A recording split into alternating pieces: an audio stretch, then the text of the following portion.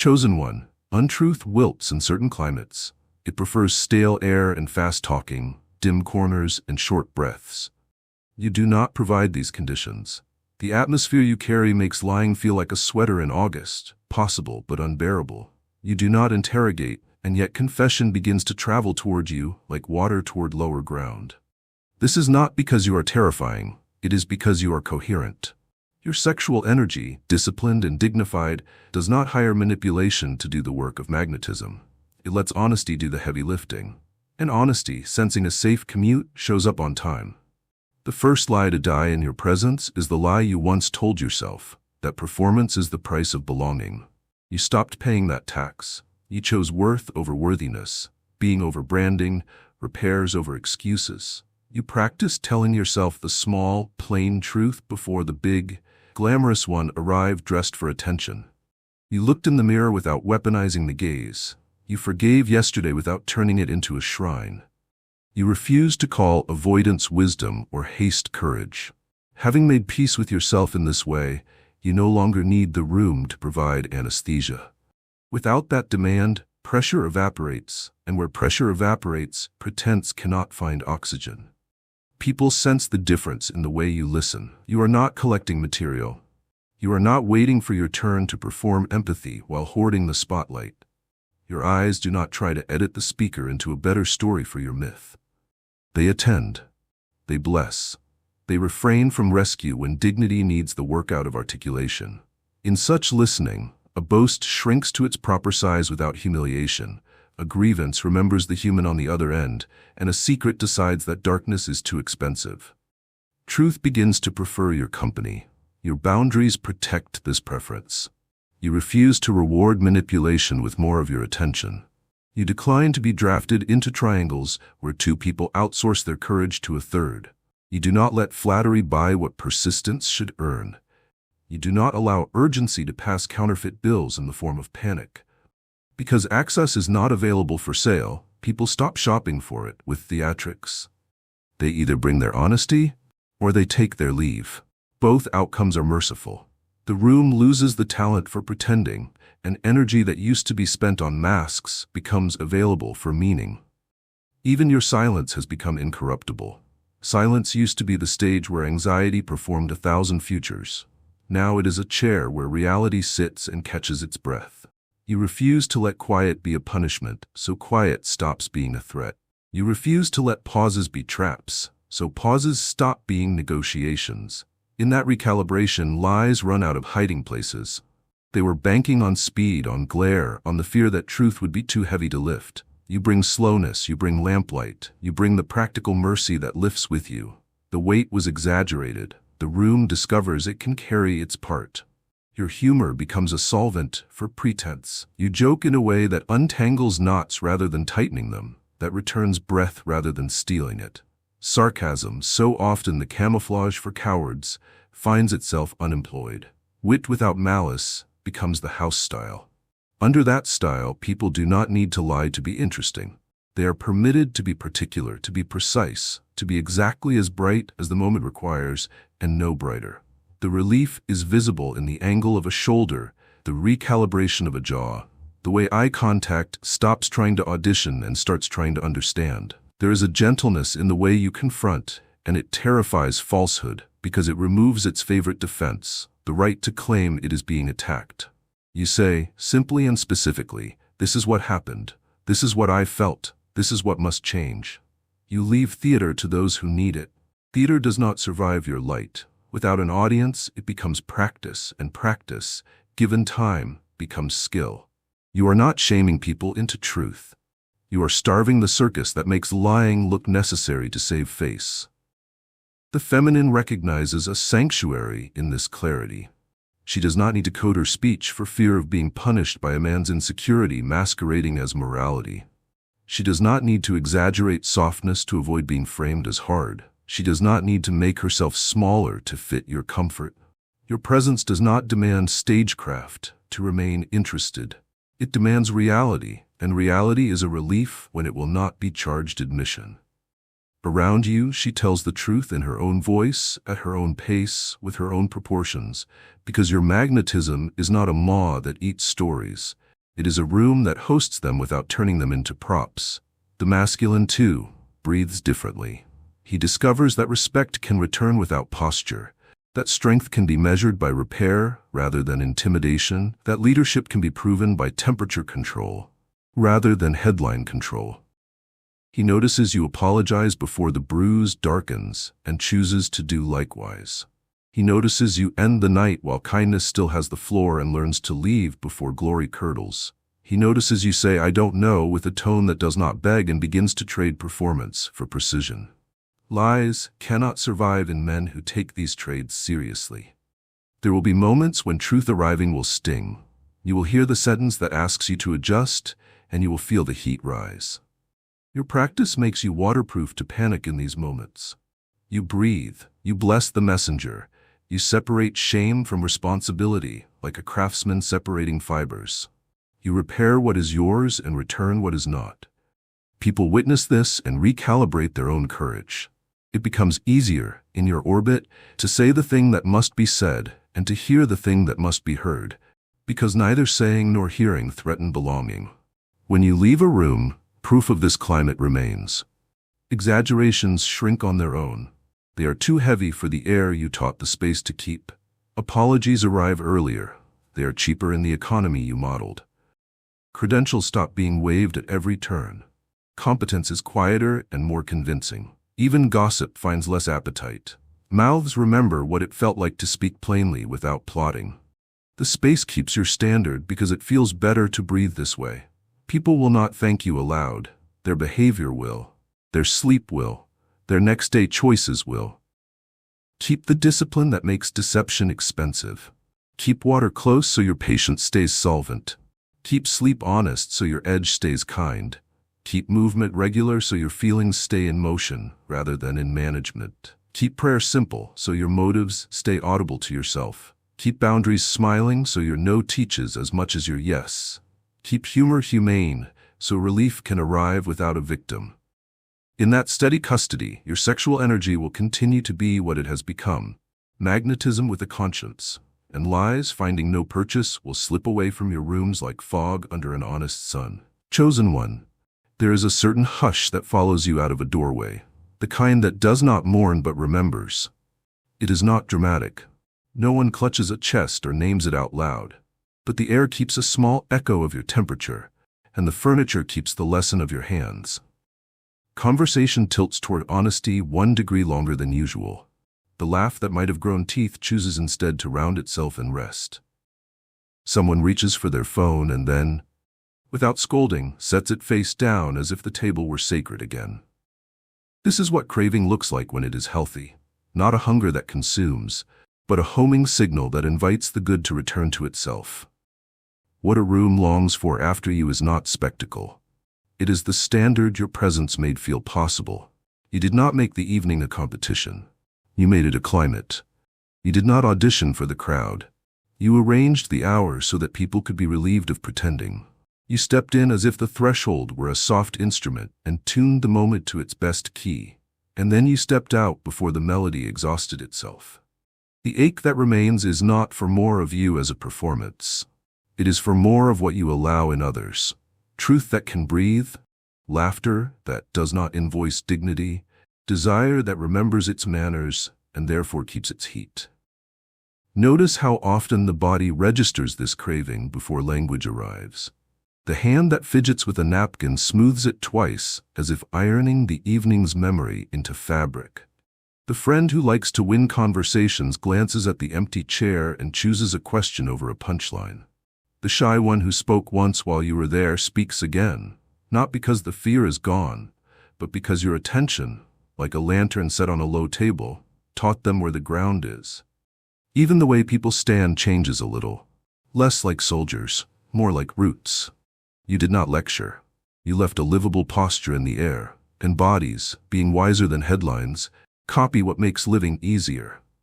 The feminine feels the absence like a well-lit path remembered by feet. She is not counting seconds or drafting a strategy to hold you.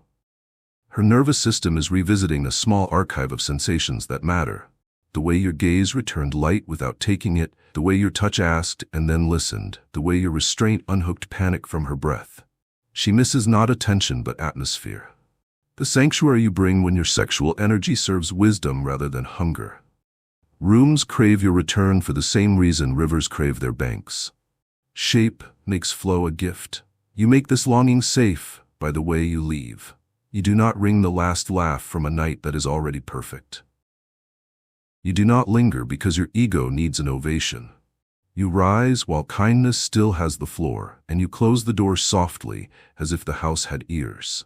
That closing is a blessing. It protects memory from surgery. It allows gratitude to keep its posture. It teaches the space to keep your manners even in your absence.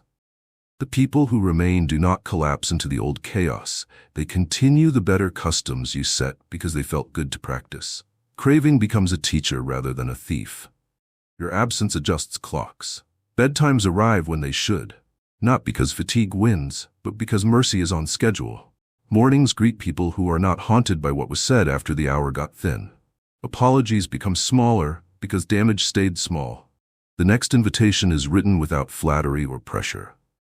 Your magnetism is not hoarded in you. It is distributed like warmth from a hearth that plans for winter. Rooms want you back because you remind them they could have kept these ways without you. And yet, until your presence showed them, they had forgotten. Do not fear the ache you leave behind, chosen one. It is not a trap set for you or for them. It is a clean appetite for the conditions under which souls behave better. You do not weaponize it by withholding. You do not perform to satisfy it. You honor it by returning with the same integrity that created it. You cross the next threshold as you cross the last, with your weather checked, your hands clean, your pace human, your values visible in how you set a glass down and let a moment end while it is still beautiful. Craving becomes covenant when it is met by consistency. There will be rooms that try to convert longing into possession. They will attempt to keep you late, to draft your steadiness into a substitute for their discipline, to make your presence a policy rather than a possibility. You answer with the smile of a man who will not trade tomorrow to redeem tonight. You keep leaving on time so desire never becomes dependence. You keep arriving on purpose so dependence never masquerades as love. In this rhythm, the ache learns maturity. It recalls that it wanted a climate, not a performance, a standard, not a mascot. Return then as a blessing and not a fix.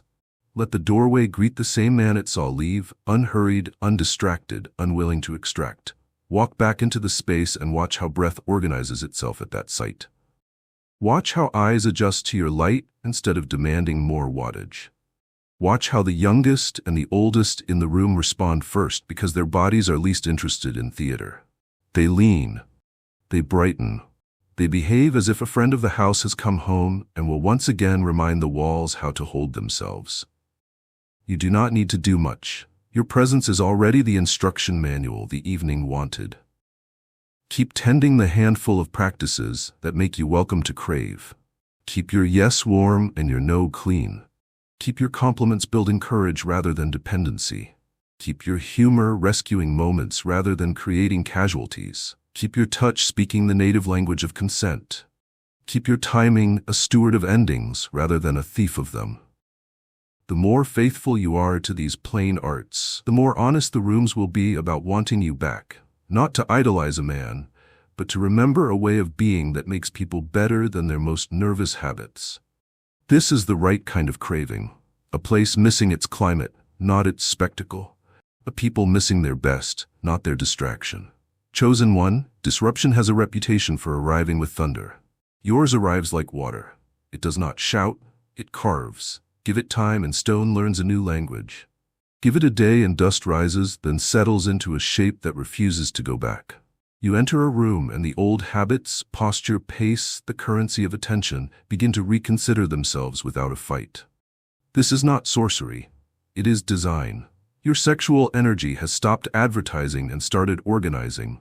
It no longer auditions for significance by setting fires. It sets temperatures and allows truth to do its work. You change the default settings of a space the way a craftsman changes a tool. From within its purpose, not against it. Noise expects to be answered by more noise. You answer with coherence. Panic expects to recruit you. You respond with a metronome. Flattery promises a shortcut. You ask for receipts in daylight. These refusals are not acts of war, they are acts of stewardship. Without an audience, the circus folds its tent. Without fuel, the bonfire downgrades to a hearth. People assume you must be managing everything. In reality, you are managing yourself, and the room imitates the governance it can see. You disrupt the economy of attention first. Where spectacle once sold tickets, you make calm more valuable. You do not pay for status with your nervous system. You do not wave credentials to win the hour. You spend presence on what is real, and because presence is rare, the market adjusts. The loud discover that precision works better than volume. The quiet discover that offering early beats, apologizing later. Ideas begin to travel at a speed that keeps their dignity. Meetings stop being theaters where fear is disguised as strategy. Tables remember how to be studios where craft can replace drama. This quiet rebellion shows up in small choreography. You angle a chair to widen a path. You hand the microphone to the voice that hesitates. You notice the person who is always cleaning up after everyone and bring them into the center while there is still music. You end the agenda where it should end and send people home while their kindness still has strength. These are not gestures of control, they are acts of mercy. In their wake, resentment has fewer places to sit and gossip finds less oxygen to burn. You did not defeat them, you replaced their habitat. Your questions are scalpels, not hammers. Why does this require speed? What would we do if we were not afraid? Where is consent in this plan? What are we willing to repair if we are wrong? Asked in your tone, steady, human, unembarrassed, such questions do not humiliate, they clarify. Clarification is a terror to manipulation. It cannot thrive in light this plane. Projects that were leaning on charisma learn to lean on competence. Conflicts that were collecting spectators find themselves reduced to workable scale. Rage loses its glamour. Responsibility looks good again. The disruption you bring is architectural. You rearrange furniture that no longer serves the room's purpose. Boundaries become rails for movement instead of walls for exclusion. Pace becomes an ethics, not a mood. Consent becomes the layout of the house, and everything else takes its measurements from it. The feminine reads this floor plan with relief. She is not required to barter her mystery for access. She is not pressured to edit her brilliance into digestible portions to spare a fragile ego. The masculine, watching, learns it is possible to be strong without hoarding spotlight, to be tender without being taxed, to be decisive without needing a stage. Even trouble finds you inconvenient. Chaos tends to spread by conscription. You refuse enlistment. Urgency tries to draft your voice. You grant it facts, not adrenaline. Flattery tries to pick the lock on your boundary. You admire the compliments and leave the door closed. Offense wants to put your name on a petition against your own peace. You answer at human speed and deprive it of drama. These patterns die not by argument, but by starvation. You did not win a debate. You simply stopped feeding a monster. Your refusal to apply pressure does not mean you lack force. It means your force is moral, not mechanical. When a line must be drawn, you draw it with steady ink and leave room for repair to find the door. When someone tries to escalate, you do not climb the ladder, you remove it. When timing is wrong, you do not push the river, you strengthen the banks. The result is not submission, but alignment. People feel the rightness of the new arrangement in their bodies and stop fighting gravity that was trying to help them stand. Change, in your orbit, becomes ecological rather than theatrical. Budgets shift because waste is impolite where you've been. Calendars shift because fatigue is not fashionable near your pace. Bedtimes shift because recovery is part of excellence in your economy. Inboxes get answered before resentment grows teeth. Apologies get delivered while they are still cheap. Praise lands where labor lived. You did not issue commandments. You made decency contagious by making it livable. There are those for whom thunder is the only proof of weather. They will want you to be louder, meaner, faster, angrier, as if righteousness were measured in decibels. Let them want. You keep being seasonal instead of sensational. You keep ending nights while sweetness can still be remembered whole. You keep beginning mornings before the world auctions your attention to the highest panic. You keep letting your sexual energy animate hospitality instead of hunger. You keep translating prayer into posture. Eyes soft, shoulders open, voice at human temperature, hands without hooks. Over time, even the thunder seekers will find that their bodies prefer your forecast. It leaves them more themselves. Your disruption honors thresholds. You stop at the door and check your weather so you do not storm in. You pause at the exit so you do not yank the evening's roots. You cross from task to rest with a small ritual, a glass of water held like a cup of mercy, a breath that says we are done, a sentence that blesses what was possible and releases what was not. These acts teach time its manners. Time, learning, becomes an ally of transformation rather than an alibi for harm. Culture grows under such custody. It survives trends because trends cannot outlast care. Carry on, chosen one, with the unremarkable discipline that makes your presence revolutionary. Drink before you decide, move before you speak, rest before you rescue, repair before pride hardens, decline what dazzles and does not nourish, accept what is plain and will endure. Let your magnetism keep behaving like weather, a steady front of warmth, a reliable light, a river that refuses to flood and therefore feeds. Force is cheap, formation is priceless. The rooms you enter will learn the difference, and the lives that gather there will change without needing to name why. Chosen one, there is a language older than speech and quicker than reason, and her body reads it the moment you enter. A shoulder lowers by 1 quiet inch, the jaw loosens from its post, breath remembers its length. She is not responding to a performance, she is answering a climate. Your magnetism does not drag a net through the room, it tends a hearth. You do not demand nearness, you make nearness safe to choose. The feminine leans closer, not because she has been cornered, but because she has been welcomed without condition. Your eyes are a lantern, not a searchlight. They travel at human speed. They do not harvest, they return what they notice. A look that once sought leverage now offers witness. The difference is felt before it is understood. She does not brace for appraisal. She does not prepare to negotiate her own softness. Your gaze holds enough warmth to be kind and enough discipline to be trusted. And because you do not try to own what you adore, beauty is free to remain beautiful. This is how her posture shifts, less armor, more architecture. Your timing teaches her nervous system that consent is the grammar of your desire. You do not crowd the silence to force a decision. You do not rush beginnings past their honesty or end nights after tenderness has grown thin. A hand at the small of her back asks first, then listens for the answer in how it leaves. A no is not a verdict against you, it is a contour you respect. A yes is not a license, it is a shared pace you intend to keep. Where desire serves timing and timing serves truth, the body recognizes sanctuary and chooses to stay. You refuse the old trades that stole trust. You do not barter intensity for access, performance for presence, charm for consent. You let curiosity be a question, not a contract. You let admiration be bright without turning it into appetite. You let mystery be a right, not a test. With every refusal, your heat becomes cleaner. Heat that will not invoice her later is the rarest luxury. She leans closer because your nearness does not ask her to leave herself at the door. You do not confuse leadership with control. You guide the hour the way a steady hand guides a boat, by reading water, wind, and weight, not by tearing the sail. You keep the room at a temperature where her brilliance is not taxed, her boundaries are not penalized, her softness is not bought on credit. In a world that tried to make her choose between being vivid and being safe, you hold the proof that she can be both. Her shoulders recognize it first. The rest of her follows at the speed of trust. Your words carry the manners of your breath. They land at a temperature the heart can hold. You do not audition as savior. You do not lecture her pain into a shape you find convenient. You ask what is true, you listen until you hear it, and you honor what you heard by not making a show of understanding.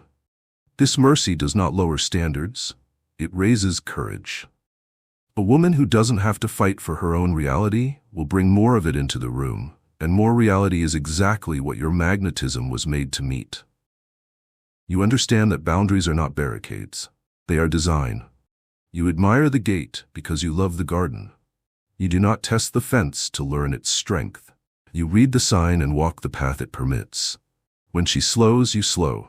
When she speaks, you let the sentence finish its life. When she plays, you do not put a price on the laughter. This is not passivity. It is mastery. The mastery of a man who can hold the fire without needing to prove that he cannot be burned. Your presence does not erase the world's weather. It refuses to become another storm. On days when grief sits heavy in her lap, you do not reach for a trick to brighten the sky. You make tea, you open a window, you let the air move, and you stay. On nights when joy dances across the floor, you do not turn it into content. You clap on the offbeat, you remember the chorus, you end the song while joy is still winning. She leans closer because your touch does not turn celebration into consumption or sorrow into theater. You are not threatened by fullness. Maiden, mother, warrior, sage, whichever face she wears in the hour, you treat it as legitimate. You do not shrink in the presence of power or inflate in the presence of vulnerability. You remain proportioned to your own truth, and proportion is magnetic. The feminine leans toward what will not force her to be smaller to be loved or louder to be heard. Your steadiness offers both, the invitation to expand and the confidence to rest. Keep your covenant with the habits that make this leaning possible. Drink water before opinion, breathe before reply, sleep before rescue, repair before pride hardens. Speak compliments that build courage rather than dependence. Hold silence that shelters, not silence that punishes. Let your sexual energy remain a current with banks, strong enough to carry, clear enough to see, deep enough to respect. The more faithfully you keep these simple arts, the more surely she will choose what she has already begun to recognize, a man whose nearness returns her to herself. Chosen one, there is a moment when influence stops being an event and becomes a climate. That moment has arrived. You are no longer simply memorable. You are measurable. People will compare rooms by whether they behave like the ones you leave behind. They will compare presences by whether they keep the temperature you keep. They will not say your name each time. They will start sentences with, "It felt right," and that will be the proof. You have become the standard, not because you demanded it, but because you made decency easier than its alternatives. A standard is not a slogan. It is the quiet sum of repeatable things. The way you check your weather at the threshold so you do not storm indoors. The way you set a glass down as if the table could feel. The way your yes arrives paid in full and your no arrives without cruelty. The way you end an hour while kindness still has the floor. The way your attention refuses to be rented by panic. You practiced these until they were muscle, and muscle has memory. Now rooms recall your posture after you go and hold themselves accordingly. Others will recalibrate to this measure without a meeting about it. The teammate who once waited to be rescued brings their work early because you made on time feel like respect, not obedience. The friend who performed instead of speaking plainly risks the short sentence and discovers it lands. The child who watched you apologize before the bruise darkened learns to repair, while repair is still cheap. The elder who felt the world racing around them meets your gaze and remembers that dignity sets the pace. Culture is being written in side effects, fewer sharp words, more accurate ones, fewer rushed endings, more rightful ones. Your sexual energy sits at the center of this standard like a heart that has learned its purpose. It no longer auditions, it animates. It translates heat into hospitality, proximity into permission, attraction into atmosphere. Around you, consent is assumed, boundaries are legible, laughter is generous, and desire keeps its manners without losing its music. People begin to measure intimacy not by intensity alone, but by whether they feel more themselves afterward. That is your signature, magnetism that multiplies identity rather than consuming it. The standard you carry changes economics. Attention becomes expensive again and therefore used with care. Apology becomes inexpensive and therefore offered soon. Sleep moves from vanity to infrastructure. Water moves from afterthought to sacrament. You will see it in calendars that end before resentment grows teeth, in budgets that stop purchasing spectacle, in inboxes answered at a pace that keeps relationships human. You did not issue decrees. You made wisdom comfortable to live with, and comfort is a powerful evangelist. Beware the counterfeits that a standard attracts. Some will try to turn your way into a brand, polishing your quiet until it reflects nothing. Others will try to police with your name what they have not practiced with their bodies. Decline both. Standards are not enforced, they are kept. They are not for display, they are for use. When asked how you do it, you return to the ordinary. Water before opinion, breath before reply, truth before theater. repair before reputation. You do not mystify what is simple just because it is difficult. You simply do it again. As the measure rises, so will the temptation to become a measuring stick. Resist it. You are not a judge, you are a steward. You set conditions under which people can exceed you without needing to overthrow you. You applaud quietly when they do. The real triumph of a standard is not the number of imitators, it is the number of rooms that no longer require your presence to remain kind. You will know you have succeeded when you are free to leave and free to return. And the air stays good either way. Chosen one, notice the subtle choreography that begins before a single word leaves your mouth. You cross a threshold and the room makes small agreements with itself. A conversation slows to a human pace. Hands that were fidgeting find somewhere gentle to rest. Even the lights seem to settle into their sockets as if reminded of their purpose. This is not spectacle. It is alignment announcing itself through your breath, your posture, the quiet certainty at the corners of your eyes. Your sexual energy is no longer a flare searching for a sky. It has learned the steadiness of a hearth. It does not spill or scorch. It radiates, and in that radiance, other people discover that they can be fully present without having to defend their presence. You do not have to signal strength when your spine already knows where it belongs. Your shoulders do not negotiate for permission to open. They simply open, and the space reads the signal. Your feet remember the ground is an ally, and the ground remembers you back. You bring a rhythm the room can trust because you found it when no one was watching. Water before opinion, breath before reply, sleep before bravado, movement before complaint. These unglamorous fidelities are the tuning fork inside your chest. When you arrive, the hour tunes itself, not by decree but by resonance. Your gaze is the first blessing you give.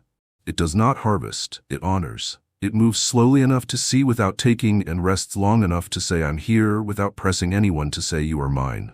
The feminine recognizes this immediately. Her body does the arithmetic faster than her mind. Attention without appetite, warmth without price, curiosity without a crowbar. She softens by 1 degree because your presence does not make her pay to breathe. Others soften too. The proud become specific. The anxious become audible. The loud remember they need not shout when the truth is not being auctioned. Even your silence communicates. It is not a trap that demands confession, nor a cliff that threatens to drop the moment if it does not entertain you. It is a shoreline, a place where sentences can arrive, reconsider, and come ashore without being chased by waves of interruption. You leave space after someone speaks, 1 extra heartbeat that tells the room, keep your dignity, we have time. That 1 heartbeat becomes a custom. People talk less like performers and more like witnesses to what matters. Your sexual energy has learned discretion. It asks consent in how it stands, not only in what it says. It moderates temperature rather than advertising heat. You move through clusters of conversation like a steady current through a lake. Nothing is jostled, yet everything is influenced. You touch with the grammar of respect. A guiding palm that asks and waits, a handshake that carries promise but no invoice, a shoulder pat that says with rather than over. Because your gestures have no hooks hidden in them, trust blooms without having to be coaxed. Trust changes the architecture of a night. It turns corners into places where people meet instead of places where people hide. You carry timing like a craft. You do not speed a beginning past its honesty, nor stretch an ending past its kindness. You know when a laugh ought to land and when it should be let go. You sense the sentence that must be spoken and the one that must remain a thought. In this pacing there is a mercy the room can feel. Fatigue is not allowed to make cruelty sound like truth, and urgency is not allowed to dress up as importance. You are not fighting chaos with louder chaos. You are denying chaos a stage. The scent you leave behind is restraint. Doors close softly because your hands taught them how. Chairs return to their places without scolding the floor. The atmosphere remembers your temperature the way skin remembers sunlight long after shade arrives. People cannot quote what you did to make them feel safe, only that safety felt like a forgotten song they knew all the words to once. Your presence has become a tuning of memory toward what is sane and strong and tender enough to last. You have stopped auditioning for rooms, and so rooms stop auditioning for you. This is the quiet alchemy at work. When you refuse to spend your essence purchasing attention, attention becomes unnecessary for your essence to work. You are available without being porous, steadfast without being rigid, generous without being drained. The room learns a better way to be a room. It behaves like a place where people can keep their edges and still meet at the center. The path to this arrival was simple and stern. You traded spectacle for steadiness. You taught appetite to seek counsel. You asked desire to speak in its true voice and refused to translate it into a shout. You practiced repair before pride could make damage expensive. You chose coherence when the world offered applause. Now those choices are visible without being advertised. The magnetic current other people feel is the integrity you carried in private arranging itself in public. You have become the atmosphere you hope to find, and the room knows it before you speak. Chosen one, gravity is not loud and it is not optional. It is the quiet fact beneath everything else, and that is what you are becoming. People enter your orbit and find their velocity recalibrated. They slow where they used to sprint. They stand where they used to pace. They tell the whole truth where they used to decorate fragments. This is not hypnosis. It is relief. Your alignment removes the cost of pretending, and the body, tired from counterfeit currencies, chooses to spend itself on what is real. Your gravity comes from banks that hold the river of your energy. Without banks, water floods and makes news. With banks, it carves valleys and feeds cities. You have given your sexual energy banks. It flows where consent has opened a gate, where purpose can be nourished, where timing promises not to betray tomorrow for the thrill of tonight. Because the water is kept, the land grows generous. Conversation grows crops instead of weeds. Plans grow roots. Laughter grows rounder and stops needing casualties to feel alive. You host rather than hunt. The room recognizes a host, someone checking their own weather at the door, someone who refuses to import chaos, someone who will close the night while tenderness still holds the microphone. People begin to orbit because orbits are easier than collisions. They do not expand to fill every silence. They let silence nourish them. They do not sharpen every sentence. They let meaning arrive unarmed. This is gravity's gift. Choice becomes less dramatic and more dependable. Boundaries are the mathematics of your pull. They are not erected to impress. They are drawn to keep the picture true. Your yes does not wobble because your no is not a rumor.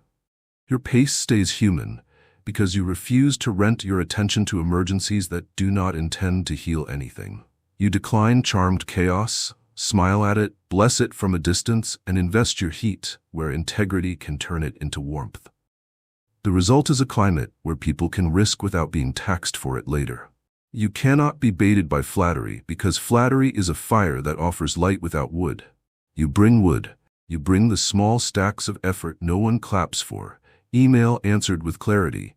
Apology delivered before the bruise darkens. Water taken when distraction wants sugar. Sleep guarded like a treaty. When a difficult moment knocks, these dry logs catch quickly and heat the house.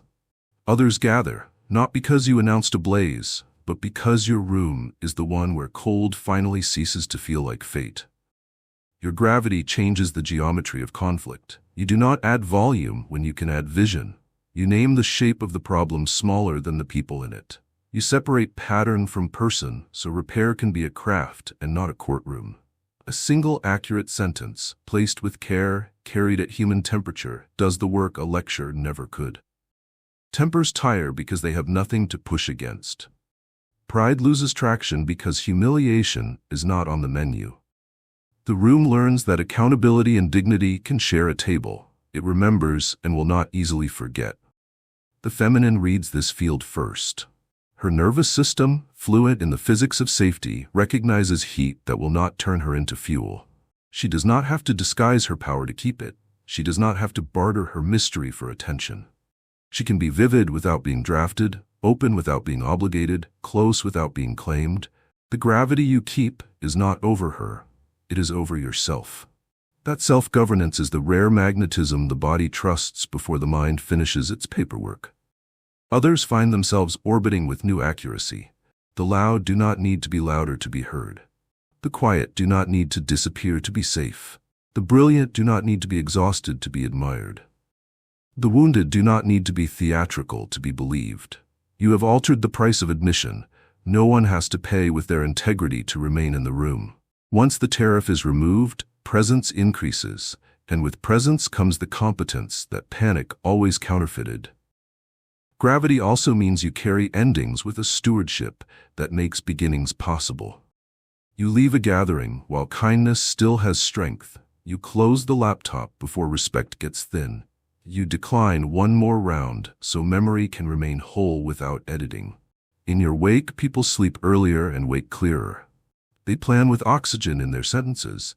They show up to the next day without resenting the last one. The orbit holds because you honored its elliptical truth. Everything that comes close must also be allowed to go. Leadership in your hands looks like temperature control rather than headline control. When fear spikes, you cool the air with facts spoken plainly.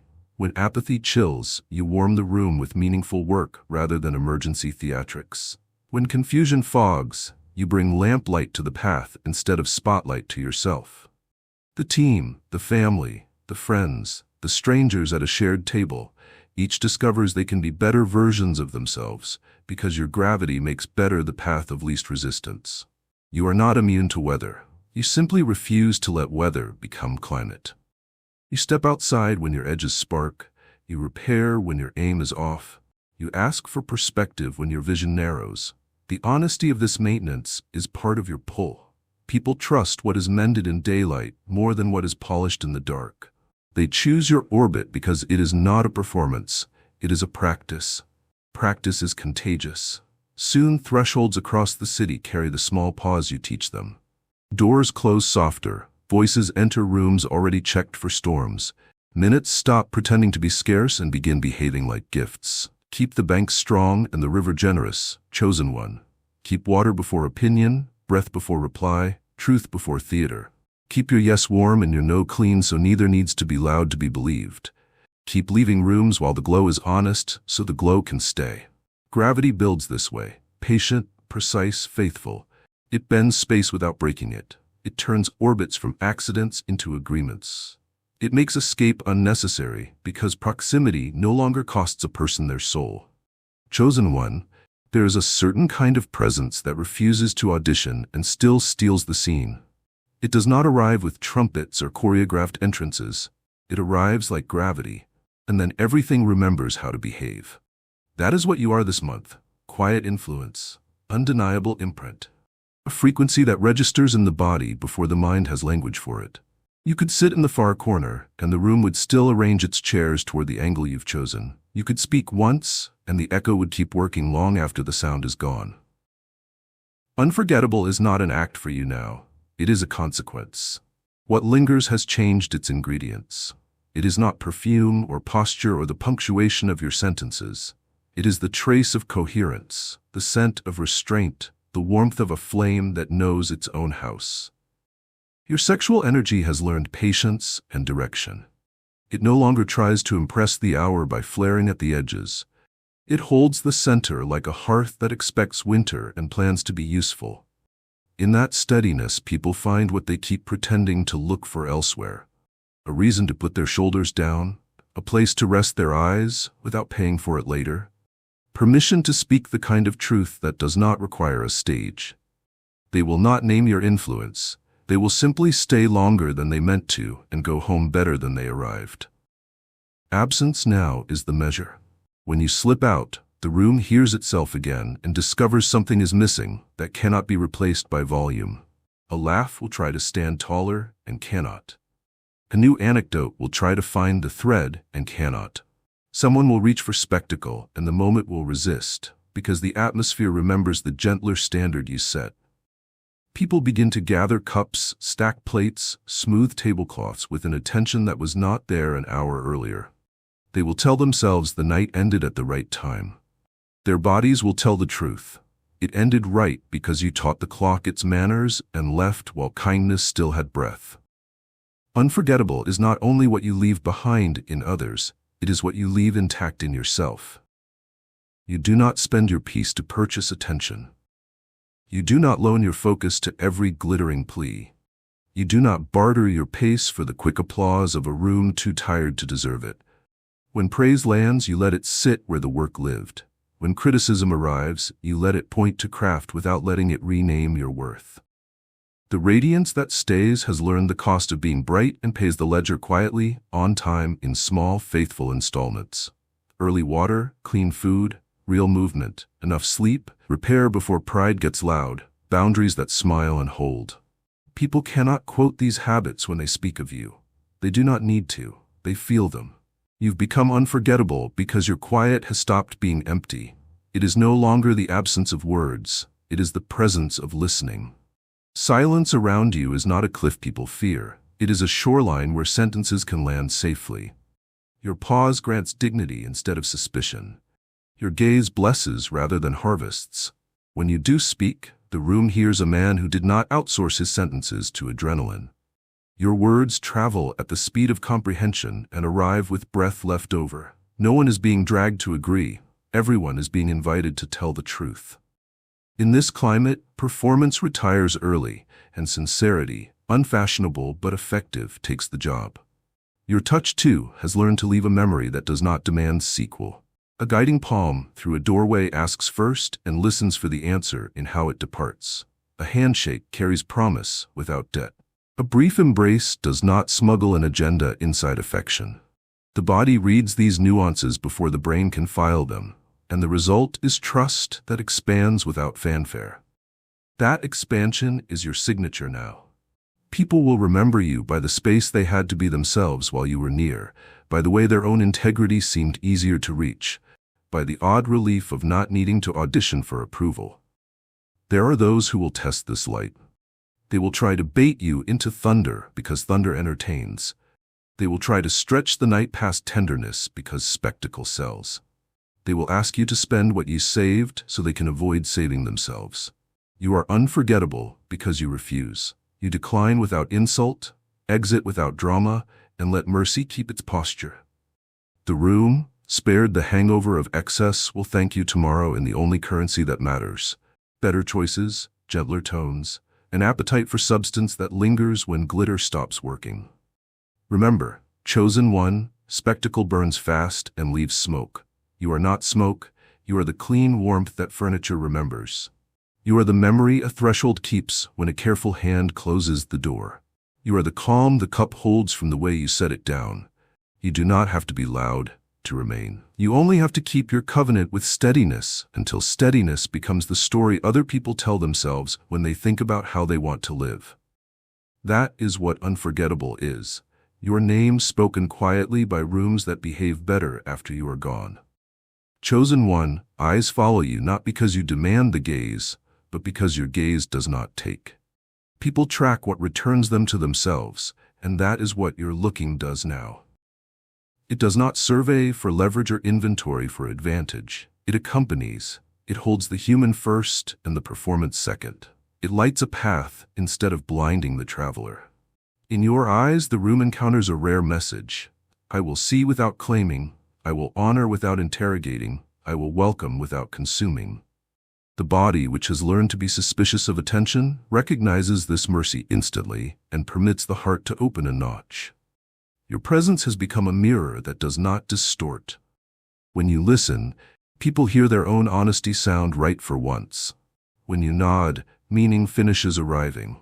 When you leave a beat of quiet between their last word and your first, courage crosses the distance on a bridge you built without announcing it. Your sexual energy has learned the manners of a host. It sets temperature and tone.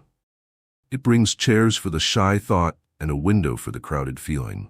It assumes consent as the air assumes oxygen, and because it assumes consent, safety is not an argument you have to make. It is the climate you keep. The frightened find their center near you because you do not try to manage fear with noise. You meet panic with pacing. You meet spirals with simplicity. You offer the relief of definition. Here is what we know. Here is what we can do. Here is what we will not do. The insecure quiet themselves because they are not being auditioned.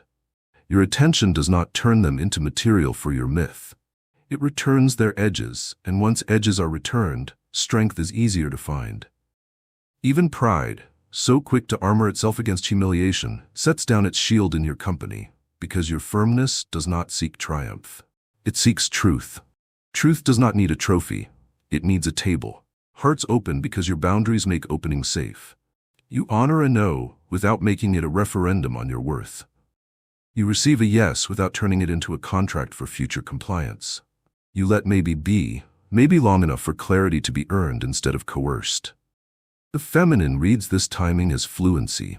She recognizes a man who can hold intensity without turning it into evidence, who can hold wonder without turning it into a wager, who can hold silence without turning it into punishment. She does not have to compress herself to fit inside your appetite, because your appetite is under the governance of your values. She expands instead, and expansion is the heart's favorite verb. The way you move through a room instructs without lecturing. You angle your body to widen a crowded path. You tilt your chair toward the voice that hesitates. You notice who has not been named and make room for their name to enter. You do it without ceremony. Ceremony would ruin it. The point is not your choreography. It is the permission other people receive from it. They start to copy your tempo, lower their volume, lengthen their breath. Someone who normally interrupts hears themselves wait. Someone who normally withdraws hears themselves venture a sentence. Someone who normally performs hears themselves tell the truth. Eyes follow, because where you look, humanity increases.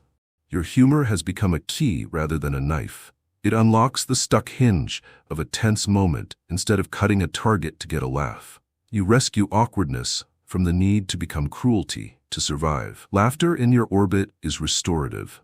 It brings blood back to the face without draining dignity from the room. Under that kind of laughter, hearts open because they are not bracing for collateral damage. They sit forward. They play again. They risk tenderness while knowing tenderness will not be taxed at tomorrow's rate. Even your refusals open hearts because they model a way to be clean without being cold. You decline the invitation that would require self-betrayal and do it with warmth that leaves the inviter unshamed. You end the evening while sweetness is still winning and leave a blessing behind rather than a vacuum. You correct with a sentence that narrows the issue instead of enlarging the wound. These moves protect the spirit of the room. Protection breeds trust, and trust is the hinge on which the heart swings open without squeaking. There will be those who misread your quiet as strategy. Let them. Strategy is worried about outcomes. You are dedicated to conditions. Conditions are the soil in which good outcomes grow without being forced. You till that soil by returning again and again to the small disciplines that keep your power gentle. The water that keeps your patience honest, the sleep that keeps your edge kind, the movement that keeps your emotions from becoming managers, the prayer that keeps your appetites from pretending to be gods. None of this is visible as you cross a threshold. All of it is visible once you're inside. Hearts open? Finally, because you do. You do not ask a room to risk what you will not. You go first in apology when you miss. You go first in clarity when fog thickens. You go first in leaving the joke one line early so no one has to pay for it. You go first in ending a good night while it can still be remembered whole. Leadership here is not technique.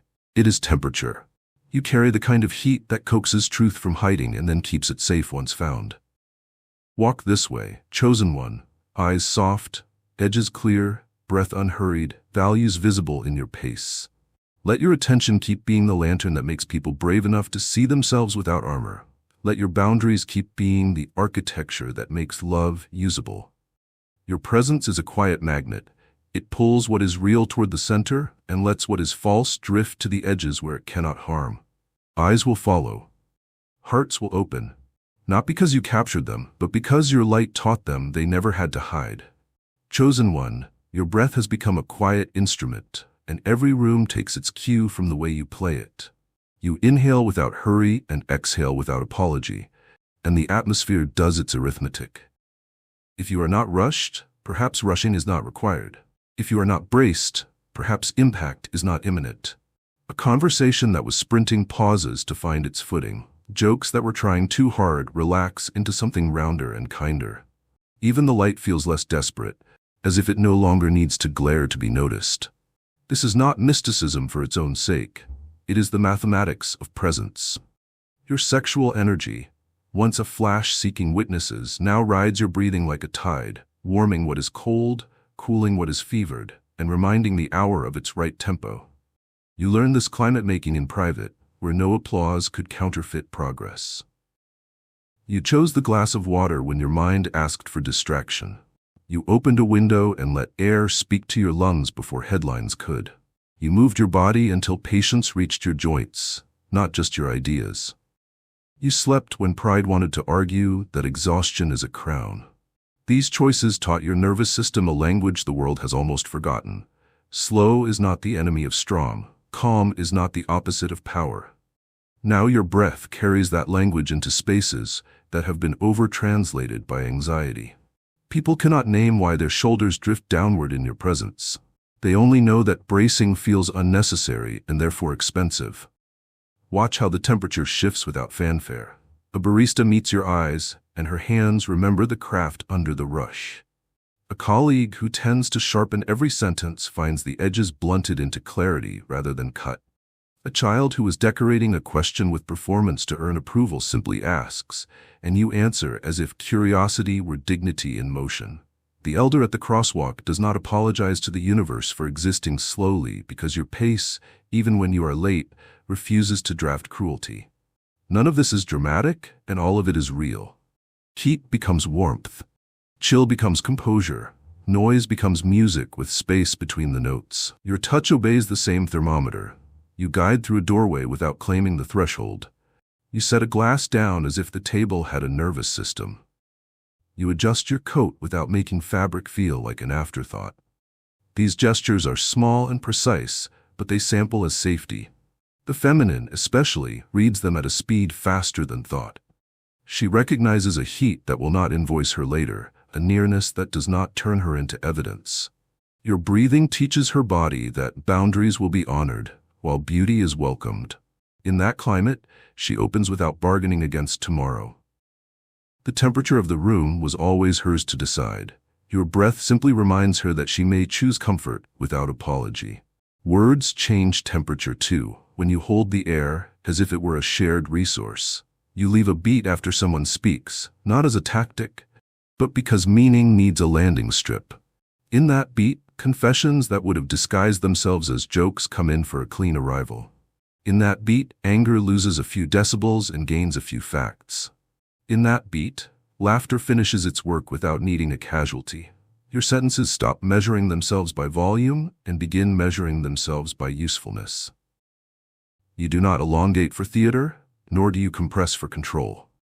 You match the size of the truth. People hear you and remember the taste of being addressed rather than handled. Even conflict obeys your breath. You do not escalate heat to win. You lower the flame until the stew can be tasted again. You narrow the problem so that people stop falling into it. You refuse the false emergency that turns every inconvenience into a trial. Instead, you offer a few clean coordinates. Here is what happened. Here is what must stop. Here is what will be repaired. Here is what remains good. Dignity returns like circulation. The room, which had prepared itself for spectacle, discovers it has been given sight. You did not smother the fire. You contained it so warmth could remain and waste could not.